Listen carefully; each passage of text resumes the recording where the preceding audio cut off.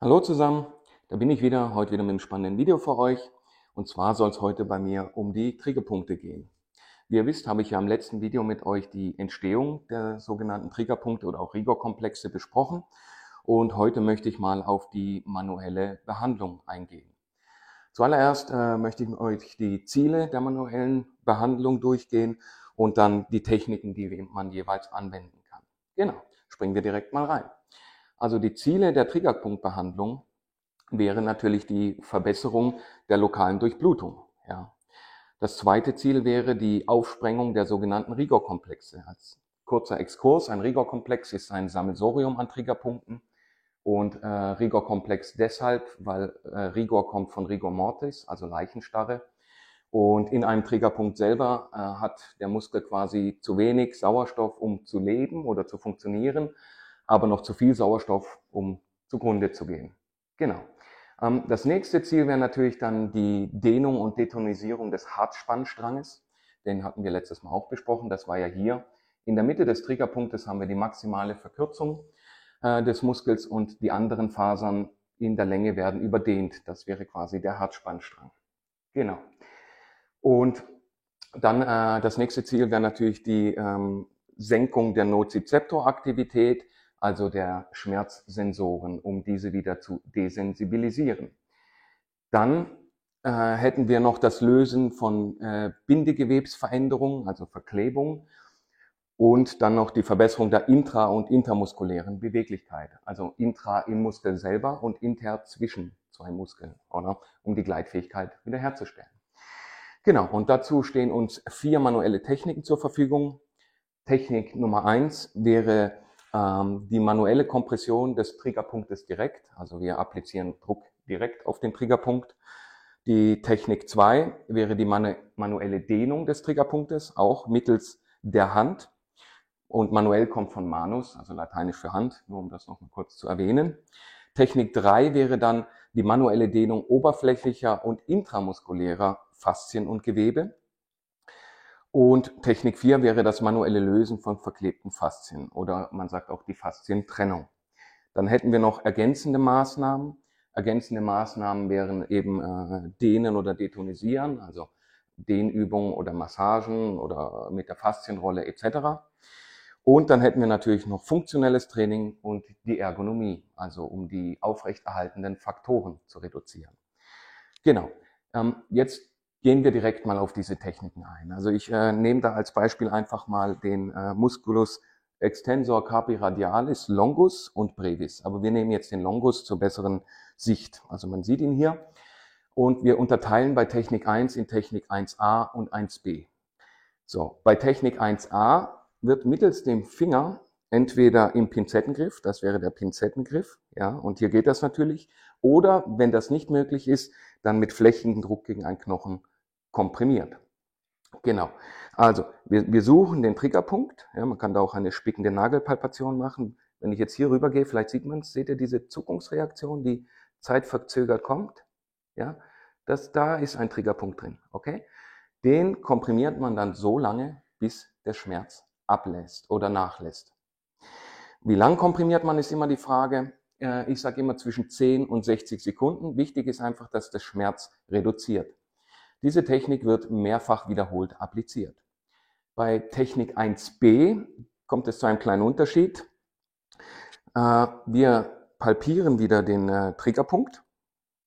Ja, und wenn wir ihn haben, dann tun wir durch isometrische Anspannungen, ja, oder kleinen Bewegungen den Muskel quasi oder den Triggerpunkt zwischen dem Kompressionspunkt arbeiten lassen. Das wäre Technik 2b. Auch hier wieder 10 bis 60 Sekunden, bis der Schmerz nachlässt. Jetzt kommen wir zu Technik 2, also der manuellen Dehnung des Triggerpunktes. Und da wird wie soll ich sagen, der Muskel, also wir nehmen jetzt mal an, ich komprimiere gegen einen Knochen, oder? Dann gehe ich mit kräftigem Druck auf diesen Triggerpunkt und tue ihn ganz langsam nach links und rechts ausstreichen, ja, unter einem Zentimeter. Also sollte die Bewegung stattfinden. Wirklich nur den Punkt punktuell schön aufarbeiten. Genau. Bei Technik 2b, dort teilen wir das auch wieder auf in 2a und 2b, dann bleiben die Finger des Behandlers diesmal auch wieder an Ort und Stelle. Wir komprimieren mit Druck, entweder gegen den Knochen oder einen Pinzettengriff und lassen dann den Patient mit dem Muskel mittels einer Bewegung arbeiten, so dass sich dann der Triggerpunkt zwischen unserem Finger selbstständig aufdehnt. Das wäre Technik 2b. Bei Technik 3 hätten wir die manuelle Dehnung oberflächlicher und intramuskulärer Faszien. Dort tut man mit satten, kräftigen Druck den Muskel also wirklich auf der gesamten Länge durcharbeiten. Jetzt, hier ist natürlich kein so gutes Beispiel, aber ich zeige es trotzdem mal. Der würde jetzt hier von dort bis nach vorne laufen und ich würde jetzt den mit kräftigem Druck ausstreichen.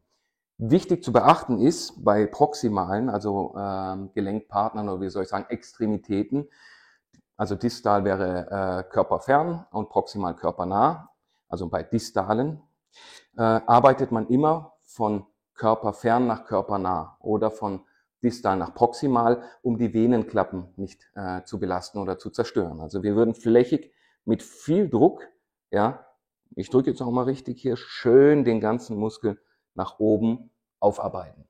Das wäre dann also Technik Nummer 3.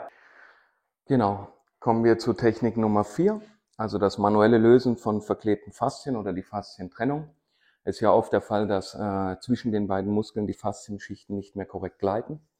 Ich mache das wieder am Beispiel fest. Also jetzt hier die zwei Faszien würden nicht mehr gut untereinander gleiten. Dann gehe ich mit breitflächiger Hand zwischen diese beiden Muskelfaszien und tue mit, sage ich mal, flächigen und starken Druck diese Faszien voneinander trennen. Mit kleinen, alternierenden Bewegungen. Genau. Das wären dann eigentlich schon die 4 manuellen Behandlungstechniken. Und dann gäbe es noch die ergänzenden Maßnahmen. Da muss ich jetzt nicht näher drauf eingehen. Ich meine, es gibt für jeden Muskel gewisse oder diverse Dehnübungen. Und wie wir es vorhin besprochen haben, detonisieren, egal wie ihr es macht. Und natürlich funktionelles Training. Genau. Kleiner Tipp noch am Rande. Wenn man das öfters macht, bei sich oder bei jemand anderem, dann nehmt bitte Hilfsmittel, ja, weil das geht ziemlich auf die Gelenke. Also man kann den Daumen wirklich so stark belassen, dass er richtig anschwillt. Mr. Bones hat hier was zweckentfremdet. Das wäre jetzt zum Beispiel hier so ein Triggerhölzchen. Sowas kann man benutzen oder ein Triggerkreuz oder es gibt es auch in Steinform, dass man wirklich dann entweder anstatt mit dem Finger mit dem Hölzchen dort arbeitet, ja, entweder mit der breiten Fläche oder der dünnen, je nachdem wie groß das zu behandelnde Areal ist oder der Triggerpunkt. Genau, und so schont man die Finger und kann auch, sage ich mal, konstanter Druck applizieren. Also ich hoffe, ihr habt das so einigermaßen rübergebracht. Das wären jetzt mal die nicht-invasiven Techniken. Es gibt natürlich noch viel mehr Möglichkeiten, Triggerpunkte zu behandeln. Ich wollte es einfach mal ansprechen, was so die Ziele sind, weil jeder weiß oder versucht sich ja mal selber zu behandeln und zu triggern. Erfahrungsgemäß geht das selber schon auch, aber nicht so gut, wie wenn das von einem Therapeuten oder einem anderen Menschen appliziert wird, weil ich habe oft so das Gefühl, sein eigenes Nervensystem kann man nicht so gut überlasten, ja, wie wenn das jemand anders macht. Also ich denke, ein fremder Reiz hat einen größeren Input auf das Hirn, als wenn man es selber appliziert. Genau. Also ich bedanke mich fürs Zuschauen, wünsche euch viel Spaß mit den gegebenen Informationen. Übertreibt einfach nicht, ne? Triggert euch nicht fix und fertig. Also vielen Dank und ich freue mich schon aufs nächste Mal. Bis bald. Ciao.